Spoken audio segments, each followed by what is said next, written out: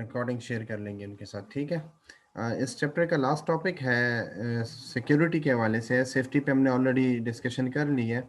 अब हम बात करेंगे about security of the system. तो उस हवाले से थोड़ी सी बातचीत करेंगे। सिक्योरिटी ऑलरेडी हमने डिस्कशन की हुई है कि सॉफ्टवेयर सिस्टम सिक्योरिटी जब आप बात करते हो तो वो सिस्टम की एबिलिटी के हवाले से बात करते हो। आपके सिस्टम की एबिलिटी है to protect itself from accidental. दो चीज़ें होती हैं जब आप आउटसाइड द सिस्टम कोई सिस्टम को एक्सेस करना चाहता है, तो दो किस्म के थ्रेट होते हैं। एक होता है एक्सीडेंटल हो सकता है, और एक होता है डेलिब्रेट एक्सटर्नल अटैक होता है। तो डेलिब्रेट हो या एक्सीडेंटल हो, इन आइदर केस अगर सिस्टम खुद को बचा रहा है, प्रोटेक्ट कर रहा है फ्रॉम आउटसाइडर, वो इंट्रूडर जिसको कहते हैं, इंट्रूजन हो रही है सिस्टम को, और कोई बाहर का बंदा सिस्टम को एक्सेस कर रहा है और सिस्टम में ये पोटेंशियल है कि वो खुद को बचाने की कोशिश कर रहा हो, तो हम कहते हैं कि ये क्या है, this is security. This ability of the system is called as security. आप इस एबिलिटी, सिस्टम की इस एबिलिटी को आप कहते हो कि this is called as security.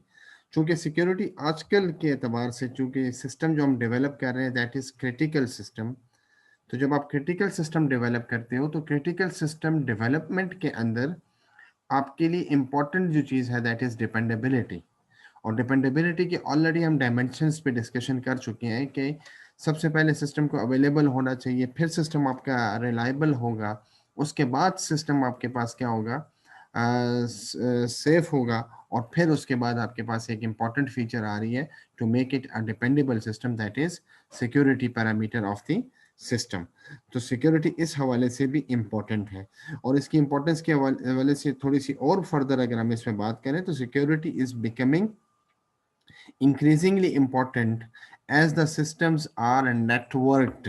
एक तो ये चीज थोड़ी सी है कि आजकल आपकी जितनी चीजें हैं वो आपस में क्या है, लिंक्ड टुगेदर है, ठीक है। वो चीजें आपस में एक दूसरे के साथ क्या, they are networked with each other, so that external access to the system through the internet is possible, ठीक है। आजकल जितने भी डिवाइसेस हैं, जितने भी आपके सॉफ्टवेयर्स हैं, जितने भी आपके सिस्टम्स हैं, वो इंटरनेट के थ्रू कनेक्टेड है। और इंटरनेट बजाते खुद एक कलेक्शन ऑफ दी कंप्यूटर्स है, वो नेटवर्क ऑफ द नेटवर्क्स है। वो ऑलरेडी आपको डेफिनेशन पॉइंट ऑफ व्यू से चीज़ क्लियर है। तो उस एतबार से भी सिक्योरिटी एक इम्पॉर्टेंट फीचर है of making a system as a dependable system for a critical system, so that it can be trusted by the user or the intended person who is going to get that particular critical system from you. तो dependability aspect के हवाले से security इसका last feature है, जो important features के हवाले से है। तो उसमें लास्ट फीचर आपके जो डिपेंडेबिलिटी में आता है दैट इज योर सिक्योरिटी। तो इस हवाले से आप कह सकते हो कि in terms of security we are trying to achieve, or we are trying to make the system more or further dependable system, ठीक है। फिर थोड़ी सी, security is an essential prerequisite for availability, reliability and safety. आपका system available है कि नहीं, इसका सिक्योरिटी से डायरेक्ट रिलेशनशिप है, ठीक है। अगर इनसिक्योर सिस्टम है तो इनसिक्योरिटी की वजह से कोई भी बंदा आपके सिस्टम को एक्सेस करे और आपकी अवेलेबिलिटी ऑफ द सिस्टम को अनअवेलेबल कर सकता है, रिलायबल सिस्टम को अनरिलायबल सिस्टम कर सकता है, और सेफ सिस्टम को वो अनसेफ सिस्टम भी कर सकता है। तो ये एक डिपेंडेंसी एक दूसरे के ऊपर इस तरह है। हमने पहले बात की थी कि रिलायबिलिटी के लिए किसका होना जरूरी है, अवेलेबिलिटी का होना जरूरी है। और सेफ्टी के लिए इन दोनों के ना भी हो तो इतना फर्क नहीं पड़ता, लेकिन सेफ्टी के लिए किस चीज की जरूरत ज्यादा पड़ेगी, that is security aspect of the system. लेकिन इन तीनों के लिए जरूरी क्या है आपके पास, कि आपका सिस्टम क्या ऑलरेडी सिक्योर सिस्टम हो। तो सिक्योरिटी इस एतबार से भी थोड़ी सी इंपॉर्टेंट चीज है। फिर फंडामेंटल सिक्योरिटी के हवाले से थोड़ी सी बात है कि if a system is a networked system and is insecure. अगर सिस्टम क्या है, नेटवर्क स्टैंड अलोन सिस्टम बजाते खुद एक सेफ सिस्टम होता है, सिक्योर सिस्टम होता है। जैसे आप किसी जगह काम कर रहे हो, या फॉर एग्जांपल आपको मैं कहूँ जंगल में चले जाओ, तो जंगल में या एक ऐसे वीराने में हो, तो एक इंडिविजुअल इंसान तो वहाँ पे सेफ है, वहाँ पे उसको ना सेफ्टी का कोई इशू है ना सिक्योरिटी का इशू है, ठीक है। और वो खुद को हर टाइम अपने आप को वो अवेलेबल भी होता है, ठीक है। लेकिन जब आप किसी सिस्टम का हिस्सा बनते हो, जब आप ग्रुप टुगेदर विद पीपल होते हो, तो उसके बाद पता लगता है कि आया रिलायबिलिटी का क्या इशू आता है, अवेलेबिलिटी का क्या इशू आता है, और ये सारी चीज़ें आप उसके बाद देखते हो, तो if a system is a networked system and is insecure, then statements about its reliability and its safety are unreliable. ठीक है, अगर आपका सिस्टम इनसिक्योर है तो फिर आप कितनी भी किसी को गारंटी कर दो कि रिलायबल सिस्टम है और सेफ सिस्टम है, लेकिन एक्चुअली आपका सिस्टम इनसिक्योर है, तो ओवरऑल आपका सिस्टम क्या बन जाएगा? अनरिलायबल। अनरिलायबल यहाँ पे मतलब अनट्रस्टवर्दी सिस्टम बन जाएगा। तो इसीलिए भी हम कहते हैं कि this is why security is important to achieve in a dependable system, जिसको आप क्रिटिकल सिस्टम कहते हो। तो क्रिटिकल सिस्टम में एक इंपॉर्टेंट चीज क्या है? That is to achieve security for a system. These statements depend on the executing system, जो आपका एग्जिस्टिंग सिस्टम है जिसको आप अभी एग्जीक्यूट कर रहे हो, चला रहे हो, and the developed system being the same. लेकिन इसके साथ क्या है? How ever intrusion can change the executing system और इट्स डाटा। चूंकि हमने पहले बात की है कि इंसुलिन वाली एक एग्जांपल हमने उठाई थी क्रिटिकल सिस्टम में, वहां पे हमने चेक किया कि ब्लड पैरामीटर किसी ने उठाया और उसको ब्लड शुगर है फॉर एग्जांपल 200। ठीक है, उस ब्लड फॉर एग्जांपल उसकी ब्लड शुगर क्या थी? उस बंदे की 200 थी, 200 लेवल पे थी ब्लड शुगर। तो अब उसकी ब्लड शुगर 200 लेवल पे है, तो उसको जो इंसुलिन की रिक्वायरमेंट है वो क्या है? 1/4 है। अब किसी ने बंदे ने इसको सिस्टम को एक्सेस किया और उसने क्या किया है कि 200 ब्लड लेवल पे 200 जो उसकी शुगर लेवल है वहां पे उसने सिर्फ इसको चेंज कर दिया, बिकॉज आपका सिस्टम इनसिक्योर है। उसने 2 की जगह इसको 4 कर दिया। अब जैसे ही पेशेंट को 1/4 की जगह 4/4 ऑफ द इंसुलिन लगेगा, तो पेशेंट की तबीयत ऑलरेडी क्या हो सकती है? पॉसिबिलिटी है कि वो खराब हो जाए, उसको उसकी लाइफ को थ्रेट हो जाए। दिस इज बिकॉज एक इंट्रूजन हुई है और उस इंट्रूजन ने क्या किया है? इंट्रूजन ने चेंज कर दिया है जो इस सिस्टम अब अभी आप यूज कर रहे हो उसकी किस चीज को चेंज किया? उसने डाटा को चेंज किया है। तो यही रीजन है therefore the reliability and safety. यहाँ पे चूंकि इंट्रूजन हुई है तो रिलायबिलिटी ये थी कि 200 लेवल शुगर पे उसको 1/4 देना चाहिए था। ठीक है, ये रिलायबिलिटी थी। अब रिलायबिलिटी किसकी वजह से अफेक्ट हुई है? रिलायबिलिटी अफेक्ट हुई है इनसिक्योर सिस्टम की वजह से। तो therefore the reliability and safety assurance is no longer valid. आप किसी को 100 दफा कह दो कि मेरा सिस्टम सेफ है, मेरा सिस्टम रिलायबल है, लेकिन साथ साथ मेरा सिस्टम इनसिक्योर है। जब इनसिक्योर है तो कोई भी बंदा आपके सिस्टम को एक्सेस कर सकता है, और जब वो आपके सिस्टम को एक्सेस करता है तो वो आपके सिस्टम के डाटा को चेंज या मॉडिफाई या अपडेट या डाटा को इनकरेक्ट कर सकता है, और वो सिस्टम वो सर्विसेज तो प्रोवाइड करेगा, लेकिन वो सर्विसेज अब चूंकि डाटा में इंट्रूजन हुई है, डाटा में कोई मॉडिफिकेशन हुई है, तो अब वो मॉडिफिकेशन के मुताबिक करेगा। तो अब आपका सिस्टम ना रिलायबल होगा और ना आपका सिस्टम सेफ सिस्टम होगा। तो इवेंचुअली आपके सिस्टम में डिपेंडेबिलिटी का जो पैरामीटर है वो क्या हो जाएगा? डिक्रीज हो जाएगा। ये थोड़े से फंडामेंटल्स अबाउट सिक्योरिटी के हवाले से बात है। एक important aspect of the dependable system है। जब आप डिपेंडेबल सिस्टम अचीव करते हो तो वहां पे आपके जहन में होता है कि the system should be a secure system. फिर सिक्योरिटी की थोड़ी सी टर्मिनोलॉजी है, जैसे आपकी सेफ्टी की और रिलायबिलिटी की टर्मिनोलॉजी थी, तो वैसे वैसे आपकी सिक्योरिटी की भी कुछ टर्मिनोलॉजीज है। उसमें सबसे पहले क्या है? एक्सपोजर है। ठीक है, एक्सपोजर क्या है? आप सिस्टम को इतना ओपन मत रखो कि उसमें वहां पे क्या क्रिएट हो सके? सिक्योरिटी ब्रीच क्रिएट हो सके। ऑब्जेक्ट ओरिएंटेड प्रोग्रामिंग में कुछ चीज पढ़ी होगी आपने, इनकैप्सुलेशन के नाम से कुछ पढ़ा होगा। तो इनकैप्सुलेशन एक्चुअली क्या चीज है? आप डाटा को हाइड करवा रहे हो। डाटा को हाइड किससे करवाते हो? इसको कहते हैं we are hiding the implementation details. तो आप इम्प्लीमेंटेशन डिटेल को क्यों हाइड कर रहे हो? इम्प्लीमेंटेशन डिटेल को इसलिए हाइड कर रहे हो कि आपका डाटा कम से कम एक्सपोज हो। जब डाटा कम से कम एक्सपोज होगा तो सिक्योरिटी ब्रीच का खतरा नहीं रहेगा। सिक्योरिटी ब्रीच का मतलब ये कि आपके सिस्टम में एक्सेस तभी हो सकता है जब उसको प्रोग्रामिंग वाइज या डिजाइन वाइज कुछ इंफॉर्मेशन मिले। जब आप प्रोग्रामिंग और डिजाइन को इनकैप्सुलेटेड रखो तो आपके एक्सपोजर कम हो रही है। इसी तरह सिस्टम का एक्सपोजर है कि जब आप सिस्टम के एक्सपोजर को कम से कम करोगे तो वैसे वैसे आपकी सिक्योरिटी भी इंप्रूव होगी। लेकिन अगर आपका सिस्टम एक्सपोज हो रहा है तो देयर इज अ पॉसिबिलिटी कि आपका सिस्टम क्या हो सकता है? वनरेबल हो सकता है। ठीक है, इसकी एग्जांपल ऐसी है कि आप मोटरवे पे जा रहे हैं और गाड़ी है, तो गाड़ी को अगर नॉर्मल स्पीड पे रखते हो, फॉर एग्जांपल 60 to 90 स्पीड पे रखते हो, जो प्रोफेशनल ड्राइविंग लोग होते हैं तो वो कहते हैं आपकी गाड़ी सेफ है, यहाँ पे वनरेबल नहीं है, चांसेस ऑफ एक्सीडेंट और चांसेस ऑफ टायर बस्ट और XYZ and ABC वो कम होती है, लेकिन जैसे ही आप खुद को एक्सपोज करते हो मोर देन 100 की स्पीड पे, जैसे 120 पे कर दिया, 130 पे कर दिया, अब आप वनरेबल हो गए। वनरेबल का मतलब ये है कि अब कुछ भी हो सकता है, पॉसिबिलिटी ऑफ कुछ भी हो सकता पॉसिबल है। तो यहाँ पे कुछ भी क्या हो सकता है, चूंकि ये इनसिक्योर सिस्टम है, तो यहाँ पे पॉसिबिलिटी क्या है, आपके ऊपर क्या हो सकता है, अटैक हो सकता है। वो अटैक जैसे मैंने आपको एग्जांपल दिया, denial of service, DoS attack हो सकता है। वो अटैक क्या हो सकता है, आपकी रिलायबिलिटी अफेक्ट हो सकती है। वो अटैक क्या हो सकता है, वो आपकी सेफ्टी को भी अफेक्ट कर सकता है, और इवेंचुअली आपका सिस्टम क्या हो जाएगा, डिपेंडेबल से क्या हो जाएगा, अनडिपेंडेबल सिस्टम हो जाएगा। और अटैक के लिए क्या होता है आपके पास, चूंकि सिस्टम एक्सपोज हो रहा है, तो वहां पे ऑलरेडी आपके पास क्या मौजूद होंगी, थ्रेट्स ऑलरेडी। थ्रेड ऑलरेडी आपको, थ्रेड मोटरवे की जैसे एग्जांपल दिए, तो वहां पे साइन बोर्ड मुख्तलिफ लगे होते हैं, आपको बता रहे होते हैं कि 120 से ऊपर की स्पीड की, तो देर is a potential threat that you can be exposed to something vulnerable which on you will be under attack। तो इसको मैनेज करने के लिए फिर आप क्या करोगे, you will apply some control mechanisms. वो कंट्रोल मैकेनिज्म क्या करेगा, थ्रेट को देखते हुए अटैक को कंट्रोल करेगा, ताकि आपकी वनरेबिलिटी क्या है, जो आपकी वीकनेस है सिस्टम के हवाले से कम हो। और वो किस तरह कम करेंगे, आप एक्सपोजर को क्या कर दोगे, थोड़ा सा लिमिट कर दोगे। तो ये थोड़ी सी सिक्योरिटी टर्मिनोलॉजी के हवाले से बात है। एक डेफिनेशन पॉइंट ऑफ व्यू से एक दफा पढ़ भी लो।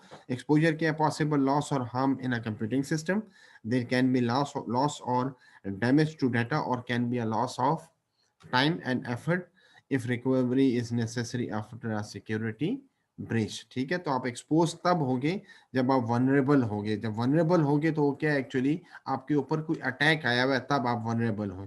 और अटैक क्यों आया है, आपको ऑलरेडी पता था कि there is a possible threat available, और उस थ्रेट की वजह से क्या है, मेरे ऊपर अटैक हुआ है, और अटैक की वजह से क्या है, आप वनरेबल हो गए हो। वनरेबल क्या है, आपकी कोई ऐसी सिचुएशन है जिसके अंदर आप क्या हो सकते हो, यू कैन बी एक्सप्लॉइटेड। ठीक है, और वो क्या एक्सप्लॉइट किस वजह से हो रहे हो, कि because there is a weakness present in the system, और वो ऑलरेडी क्या था मेरे पास, in the form of threat था। Now I am under attack. तो जो अंडर अटैक हो गए, तो आपका सिस्टम क्या हो जाएगा, वनरेबल का मतलब है कि डामाडोल हो जाएगा, और वो क्या एक्चुअली आप एक्सपोज हो गए हो। तो अब आपके पास क्या है, there is a possible loss और हार्म इन कंप्यूटिंग सिस्टम। ठीक है, तो कंट्रोल क्या है, preventive protective measure that reduces a system vulnerability. ठीक है, उसमें एक आपको मैंने इनकैप्सुलेशन की एग्जांपल दे दी है। यहाँ पे इन्होंने क्या दिया हुआ है, encryption would be an example of control that reduced a vulnerability of a weak access control system. तो उन्होंने एन्क्रिप्शन की एग्जांपल दे दी है, जैसे व्हाट्सएप वाले आजकल कर रहे हैं। वो कह रहे हैं कि एंड टू एंड इनक्रिप्शन हम अप्लाई करते हैं, तो एक्चुअली क्या है, आपका डाटा कोई और उसको एक्सेस या यूज नहीं कर सकता। तो वहां पे उन्होंने इंक्रिप्शन जो है वो end to end encryption apply की होती है।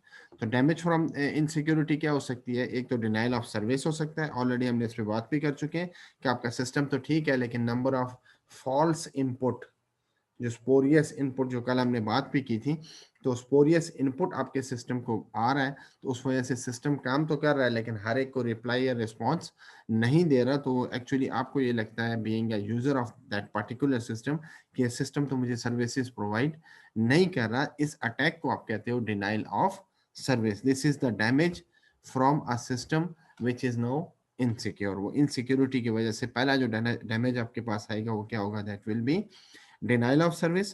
तो अनअवेलेबल हो जाएगा आपका सिस्टम। ठीक है, दूसरा क्या है, करप्शन ऑफ प्रोग्राम्स और डाटा। जैसे मैंने आपको एग्जांपल दी है कि वो डाटा है मॉडिफाई हो गया, 200 शुगर लेवल पे 3 का 1 क्वार्टर चाहिए था, अब आपको कितना मिल रहा है, 2 या 3 या 4 क्वार्टर, वट आपको मिल रहा है। तो क्या है, डाटा में चेंज है, या डाटा मॉडिफाई हुआ है, और ये डाटा मॉडिफाई किस तरीके से हुआ है, अनऑथराइज्ड वे से हुआ है। तो करप्शन ऑफ डाटा और प्रोग्राम और डाटा, तो वो भी क्या है, that is also a damage from insecurity. और फिर आपके पास इंपॉर्टेंट जो चीज़ है, वो क्या है, डिस्क्लोजर ऑफ कॉन्फिडेंशियल इंफॉर्मेशन है। अगर आपका सिस्टम इनसिक्योर है, तो जो आपके पास जितना डाटा अवेलेबल है, वो सारा का सारा डाटा, या लोग क्या है, वो आपके क्या हो जाएंगे, वो नॉट अथोराइज टू रीड और यूज दैट पर्टिकुलर इंफॉर्मेशन। तो वो लोग भी आपकी इंफॉर्मेशन रीड कर रहे हैं, जिनको उस इंफॉर्मेशन को रीड नहीं करना चाहिए था। तो this is also a damage from insecurity. ठीक है, तो कुछ बुनियादी है, इससे और भी है, लेकिन ये बुनियादी तौर पे है। एक तो आपको डैमेज इन सिक्योरिटी के हवाले से डॉस अटैक मिल जाता है, डॉस डिनाइल ऑफ सर्विस मिल जाता है। दूसरा करप्शन ऑफ प्रोग्राम्स और डाटा हो जाता है। और तीसरा आपके पास क्या है, that is disclosure of confidential information. आप सिक्योरिटी को आप इम्प्रूव या सिक्योरिटी को आप गारंटी कैसे कर सकते हो? तो उसके लिए सबसे पहले क्या चीज है कि आप अपने सिस्टम को वनरेबिलिटी से बचो।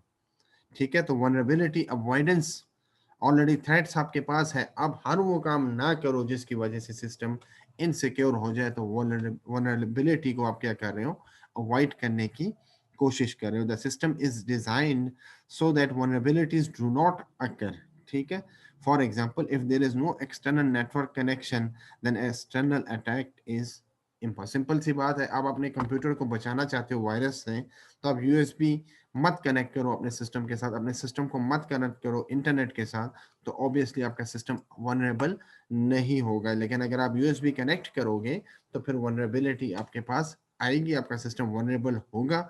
देर विल बी और देर is a possibility of security breach, और उसकी वजह से you will face damage from insecurity. अगर ये नहीं हो रहा और देर इज एन अटैक, तो फिर आप कोशिश करो कि अटैक को क्या करो, डिटेक्ट करने की कोशिश करो, और कोशिश करो कि अटैक आपका क्या हो, फिर थोड़ा सा उसको एलिमिनेशन, उसको खत्म करने की कोशिश करो। तब जाके आप सिक्योरिटी को अश्योर करवा सकते हो, गारंटी करवा सकते हो। अगर ये भी नहीं है तो फिर आप अपने एक्सपोजर को क्या करो, कोशिश करो, अगर अटैक है, डिटेक्ट हो रहा है, लेकिन डिटेक्शन के दौरान वो एलिमिनेट नहीं हो रहा, तो फिर आप अपने एक्सपोजर को थोड़ा सा लिमिट कर लो, किसी ऐसे टेक्निक्स यूज करो जिसके थ्रू आपके जो कॉन्सिक्वेंसेज हैं, एडवर्स कॉन्सिक्वेंसेज हैं ऑफ सक्सेसफुल अटैक, ठीक है, उनको फिर आप कोशिश क्या करो, उसको कम से कम करने की कोशिश करो। For example a backup policy allows damage information to be, जैसे मैंने आपको नादरा की एग्जांपल दी है, तो अगर नादरा अंडर अटैक आता है तो 22 करोड़ लोगों की इंफॉर्मेशन लॉस का खतरा आता है आपके पास, तो आप क्या करो, 22 करोड़ लोगों के इंफॉर्मेशन का जो डाटा है, जो इंफॉर्मेशन का डाटा है, उसको किसी बैकअप सर्वर के ऊपर ऑलरेडी स्टोर कर दो। तो आपकी एक्सपोजर क्या हो जाएगी, आपके सॉफ्टवेयर तो एक्सपोज हो जाएगा, लेकिन आपका डाटा जो इंफॉर्मेशन है वो किसी हद तक बच सकता है। इसके थ्रू आप क्या कर सकते हो, सिक्योरिटी को अश्योर करवा सकते हो। आप वनरेबिलिटी को अवॉइड करो, तब आपकी सिक्योरिटी अश्योर होगी। आप अटैक को डिटेक्ट करो और एलिमिनेट करो, तब आपकी सिक्योरिटी अश्योर होगी। और आप एक्सपोजर को लिमिट करो, तब आपकी सिक्योरिटी क्या हो जाएगी, अश्योर हो जाएगी। तो इसके साथ चैप्टर नंबर 3 जो आपका है वो खत्म हो गया है। इसमें हमने डिस्कशन की थी अबाउट क्रिटिकल सिस्टम, इसमें हमने बात की है about dependability of a system, और फिर हमने ये बात की कि डिपेंडेबिलिटी का यूजर के ट्रस्ट के साथ क्या रिलेशनशिप है। फिर हमने डिस्कशन की थी about availability of a system, और अवेलेबिलिटी की प्रोबेबिलिटी पे बात की है कि वो हमें सिस्टम हर उस टाइम अवेलेबल होगा जिस टाइम मुझे सिस्टम की सर्विसेज की ज़रूरत होगी। फिर मैंने सिस्टम की सर्विसेज की रिलायबिलिटी के हवाले से बात की है कि सिस्टम मुझे वैसे ही सर्विसेज प्रोवाइड करेगा जैसे मैंने उसको कहा कहा है, तो हमने क्या रिलायबिलिटी है। फिर रिलायबिलिटी और अवेलेबिलिटी को देखा है कि ये जरूर they are not sufficient condition for safety and security, because security होगी तो बाकी सारी चीज़ें आप चेक कर सकते हो, सिक्योरिटी नहीं है तो आप रिलायबल और अवेलेबल सिस्टम को यूज किसी कस्टमर को हैंडओवर नहीं कर सकते हो, because that will be a question mark over the dependability of the system. फिर हमने रिलायबिलिटी सेफ्टी की बात की थोड़ी सी, रिलायबिलिटी के बाद हमने बात की सेफ्टी के वाले से। हमने देखा है कि सेफ्टी क्या है, उसे सिस्टम की एबिलिटी है कि system will work, system will operate without threatening people और द एनवायरनमेंट। फिर हमने आज जो डिस्कशन की है वो क्या थी, दैट वाज अबाउट सिक्योरिटी, कि सिस्टम की एबिलिटी कि वो खुद को बचा सके फ्रॉम एक्सटर्नल अटैक। और फिर हमने इस तरह डिस्कस किया है कि how dependability is improved for a socio technical through a requiring a socio-technical approach to design where you consider humans as well as hardware and software. In the end you are actually trying to improve dependability for a system. ठीक है, तो chapter number 3 हमारा यहाँ पे wind up हो जाता है, complete हो जाता है। इस हवाले से किसी का कोई भी क्वेश्चन हो तो आप मुझे ग्रुप में पोस्ट कर सकते हो, और लेक्चर के हवाले से कोई भी हो तो उस पर हम फिर फर्दर डिस्कशन कर सकते हैं। तो फिर नेक्स्ट क्लास इंशाल्लाह हम लोग फिर स्टार्ट करेंगे। चैप्टर नंबर 4 है, वो है सॉफ्टवेयर प्रोसेस के हवाले से डिस्कशन है। एक चीज़ है वीकेंड पे मैं अपलोड कर दूंगा, मैं ग्रुप में मैसेज कर दूंगा, 2-3 घंटे का टाइम दे के मैसेज करूंगा, एक क्विज का सेशन है और एक असाइनमेंट अपलोड कर दूंगा एलएमएस के ऊपर। तो आपने वो क्विज भी अपेयर होना है, उसमें 10 to 15 क्वेश्चन होंगे एमसीक्यूज, और 10 10 मिनट का टाइम होगा। तो उसमें फिर हम उसमें फर्दर फिर आप उसको, मैं आपको टाइम अलाउ कर दूंगा, आप फिर उस टाइम पे उसको अटेम्प्ट करके, तो एक फॉर्मेलिटी है हमारी क्विज की, तो वो हमने एक पूरी करनी है, और एक असाइनमेंट अपलोड कर दूंगा। मोस्ट प्रॉब्ली चैप्टर नंबर 3 में से ही होगा, क्विज भी चैप्टर नंबर 3 से ही होगा, इसके अलावा कोई भी चैप्टर इसमें इंक्लूडेड नहीं है। मैक्सिमम 15 क्वेश्चंस हैं और मिनिमम हो सकता है कि 10 होगा, तो डिपेंड करेगा। तो जितने क्वेश्चंस होंगे उतना ही टाइम आपको अलाउ किया जाएगा। Thank you very much. किसी का क्वेश्चन हो तो फिर आप मुझे ग्रुप में पूछ सकते हो, क्वेश्चन कोई भी हो। ठीक है, बाकी लेक्चर में शेयर कर दूंगा आप लोगों के साथ। Thank you very much.